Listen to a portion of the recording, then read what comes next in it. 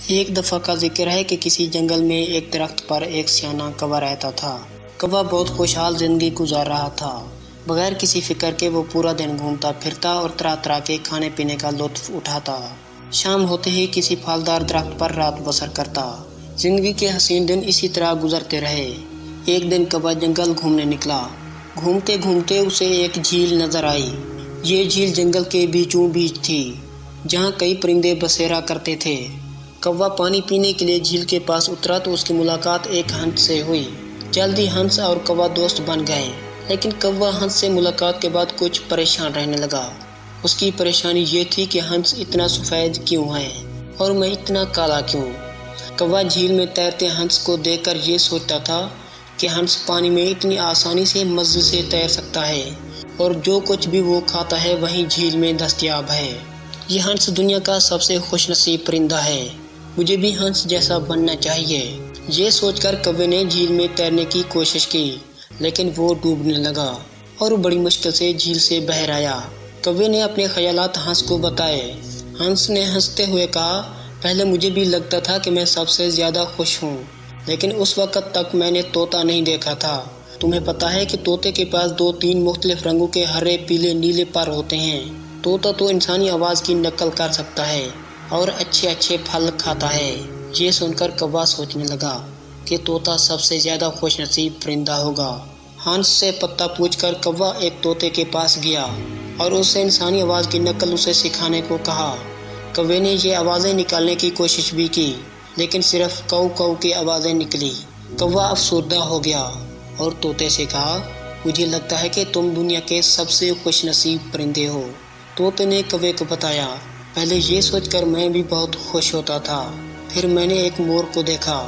میرے پاس تو صرف 2-3 رنگ ہیں، جبکہ مور کے پاس کئی رنگ ہیں۔ مور خوبصورت رقص کر سکتا ہے، اس کی بہت بلند آواز ہے۔ اپنی آواز سے مور جنگل میں موجود دیگر مخلوقات کو کسی بھی خطرے سے خبردار کرتا ہے۔ میرے خیال میں مور دنیا کا سب سے خوش نصیب پرندہ ہے۔ اب کوے کو مور سے ملنے کی تمنا ہوئی اور وہ مور سے ملنے جا پہنچا۔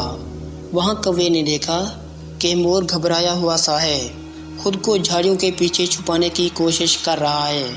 کوا مور کے قریب گیا اور کہا، پیارے مور، تم بہت خوبصورت ہو، تمہارے پروں میں کتنے سارے رنگ ہیں، تمہاری دلکشی اور خوبصورتی اور رقص کی تعریف تو پورا جنگل کرتا ہے، تم یوں جھاڑیوں میں کہاں چھپے بیٹھے ہو؟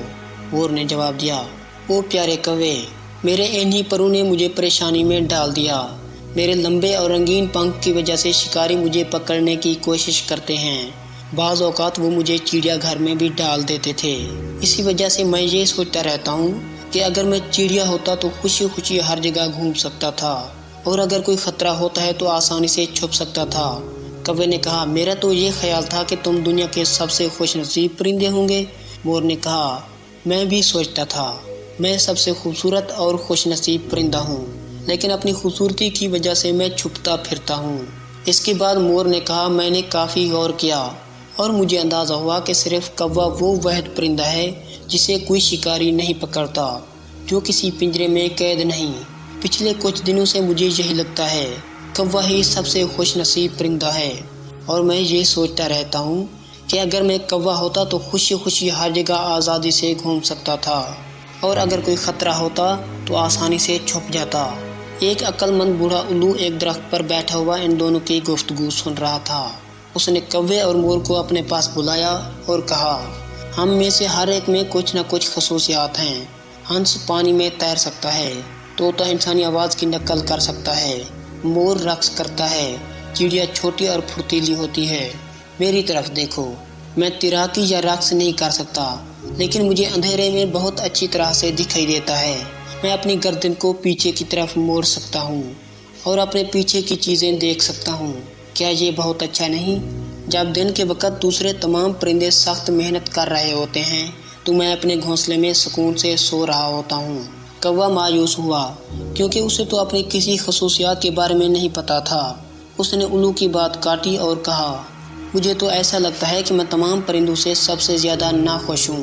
الو مسکرایا اور جواب دیا، فراست اور سمجھ بوجھ میں کوے کو دوسرے پرندوں میں برتری ہے۔ الو نے کوے سے پوچھا، کیا تم نے پیاسے کوے کی کہانی نہیں سنی؟ कौवे मसले हल करने के लिए कंकर जैसे औजार इस्तेमाल कर सकते हैं। कौवा बहुत ज़हीन और अक्लमंद भी होता है। उसकी याददाश्त बहुत तेज़ है और वो सोच समझकर कदम उठाता है, इसलिए किसी भी शिकारी का उसे पकड़ना और निशाना बनाना बहुत मुश्किल होता है। उल्लू को परिंदों में बहुत अक्लमंद माना जाता है। उल्लू ने कौवे को समझाते हुए कहा कि कुदरत ने हम में से हर एक को कुछ न कुछ सलाहियतें दी हैं। हम में से हर एक किसी एक चीज़ में बेहतरीन हैं। हमें खुद पर तरस खाने की बजाय मेहनत करनी चाहिए और जो काम हम करते हैं उसमें महारत हासिल करनी चाहिए। तो हम में से कुछ इंसान भी ऐसे ही ज़िंदगी गुजार देते हैं। ज़िंदगी का मवाजना करते करते नाशुक्री करने लगते हैं। जो अल्लाह ने दिया होता है उससे लुत्फ़ हासिल नहीं कर पाते।